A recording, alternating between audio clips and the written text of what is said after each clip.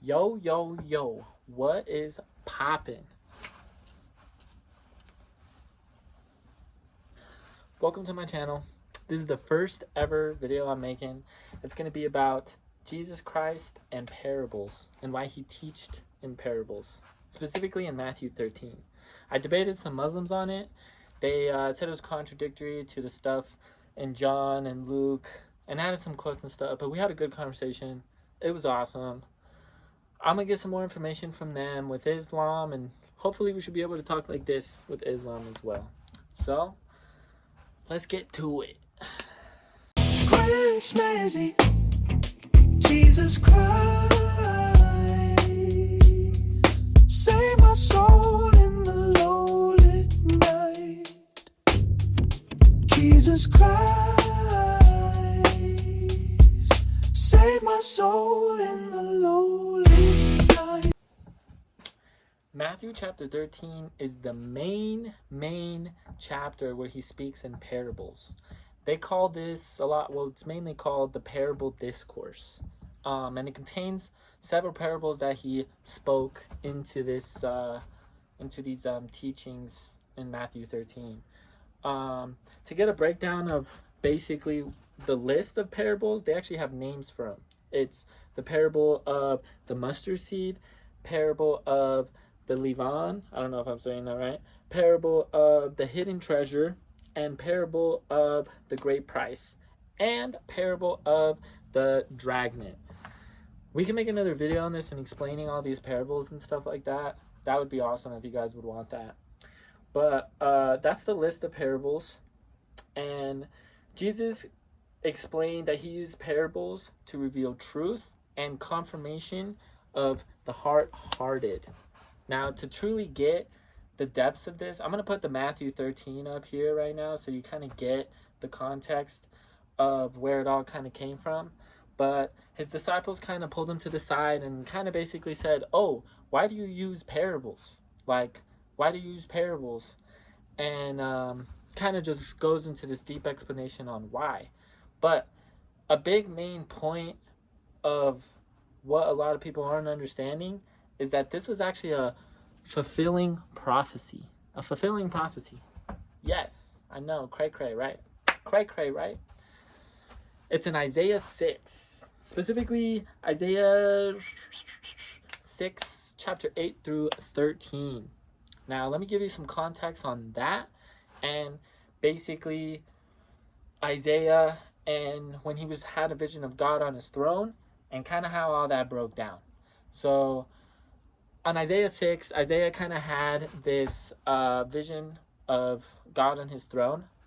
And he basically said, whom shall I send to go talk and teach the word? And Isaiah volunteers. But God warns him. God warns him that, I will put up the exact thing that God basically told him in his revelation, basically. And then I'm going to bring it back to Jesus Christ. But we kind of have to understand this point. So during this point, it was a big point of rebellion against God. Super rebellion against God. And he warned Isaiah that this will harden, this will callous their hearts if he starts speaking the words of God. Because just because of the rebelliousness and the hard-hearted of the people back then where Isaiah was located at and everything like that. Let's break it down. God said, whom shall I send? Isaiah volunteered. God warned him, right? But God also gave him hope as well of the holy seed. Get in there, right? Get into Christ, right? Get into Christ, right?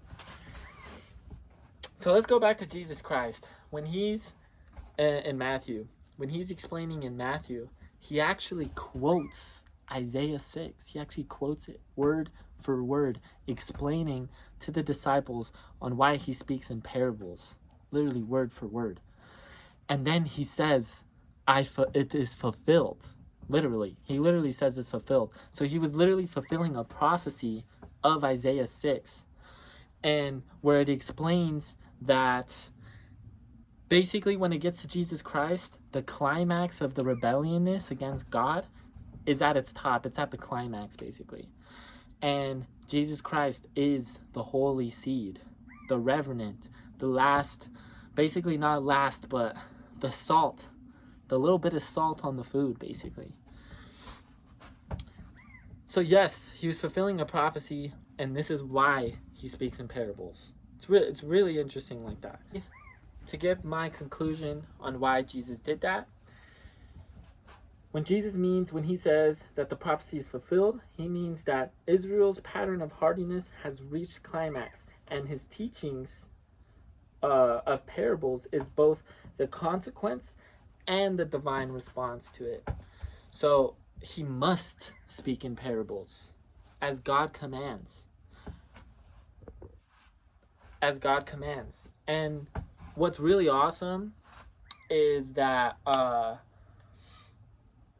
Jesus Christ was there to fulfill every single prophecy, including this one. Literally including this one. That's why he's the Messiah, baby. That's why he's the Messiah, baby. So to break down the whole thing and the whole quick summary of basically everything, the disciples pull Jesus to the side and say, "What the heck, sauce, bro? Why are you talking to them in parables? They're not understanding."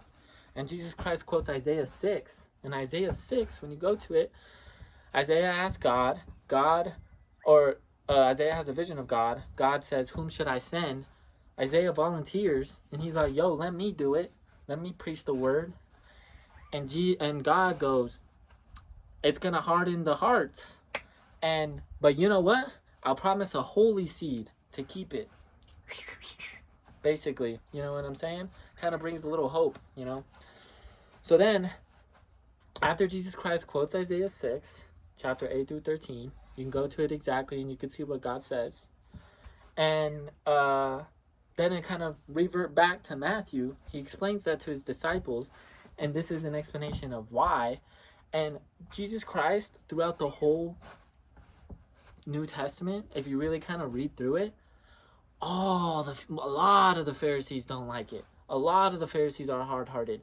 A lot of the people are super of these like high-ordered Pharisees, and these Pharisees go and made a whole bunch of synagogue talks about Jesus Christ and stuff like that. All bad stuff, you know what I'm saying?